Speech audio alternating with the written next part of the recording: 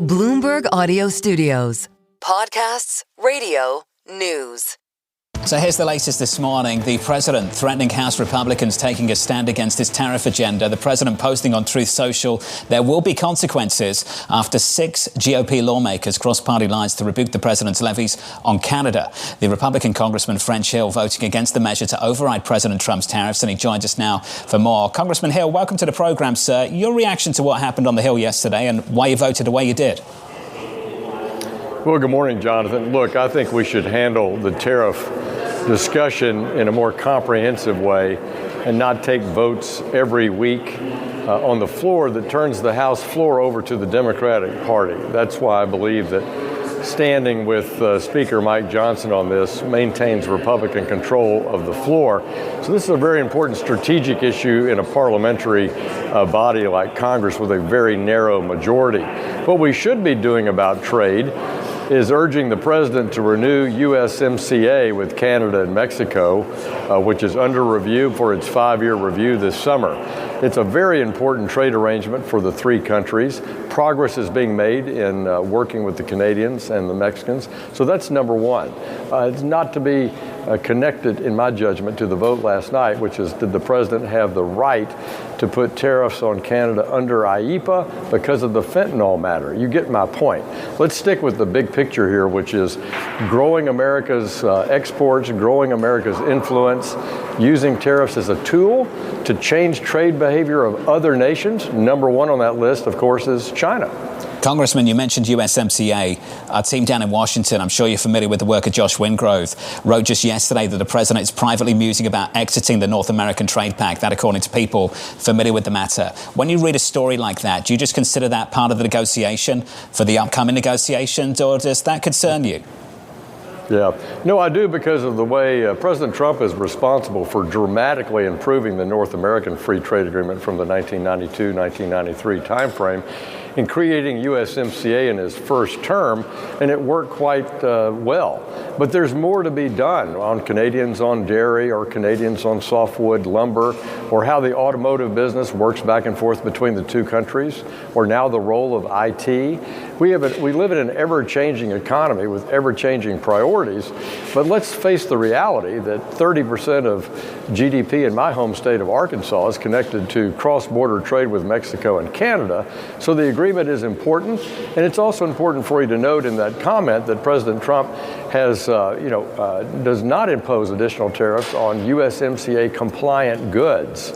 So we are living by the agreement. Congressman, there's a trade-off here, and I think a lot of people would be sympathetic with the idea of trying to get certain trade partners to change behaviors, and thinking particularly of China. On the other hand, there's a real affordability crisis, and this is a real issue for a whole host of representatives who are coming up for election later this year. I just wonder how much influence you think that Republicans on the Hill have over President Trump's negotiations around tariffs to potentially either abstain from putting additional ones on or rolling some of the existing ones back.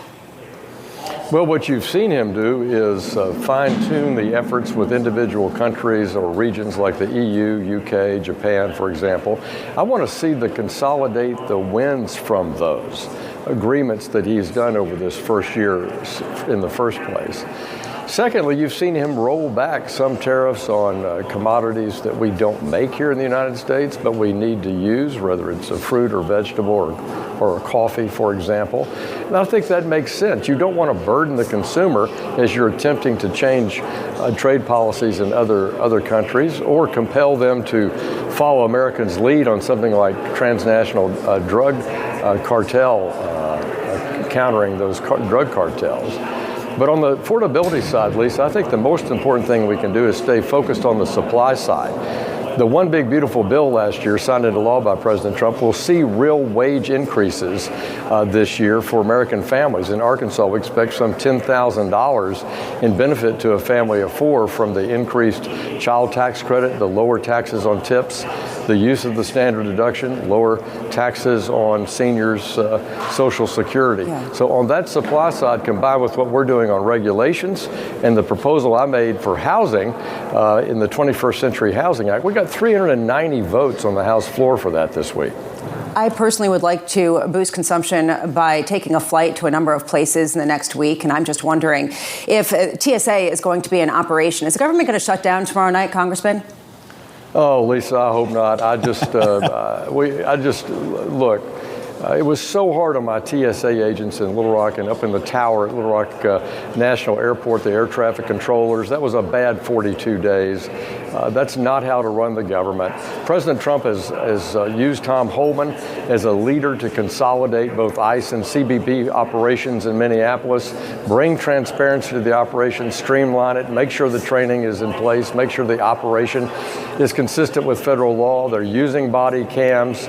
Let's take that as the right direction and keep our government funded in Homeland Security. So important to so many people. Congressman, it just feels messy down in Washington, but you pointed out the Housing for the 21st Century Act. We can get things done. We can find support on both sides. Congressman, what was actually achieved down in Washington, and how important is that to you?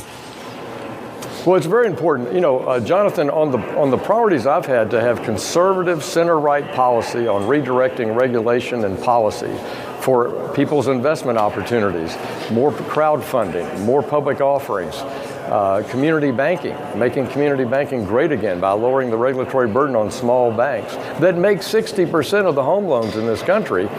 And now 21st century housing, we got 300 votes for those policies, as we did for our digital assets and crypto work last year.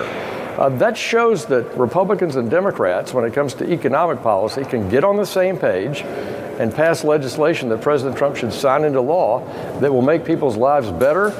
Costs will be brought down, supply side capital will advance, and community banking will thrive in this country. And those are all good things. Final question, Congressman. I've got about 20 seconds. Are you happy you don't have to chair the House Judiciary Committee? Because that was wild yesterday. Well, I had a pretty wild hearing last week with my ranking member and Mr. Besant's testimony. So I know wild, but it was. But that's what happens on Capitol Hill. We bring the public and their elected representatives together to try to find solutions, and it can get spicy sometimes. Congressman, appreciate your time. Thank you, sir. Congressman French Hill, thank you, sir, down in Washington, D.C.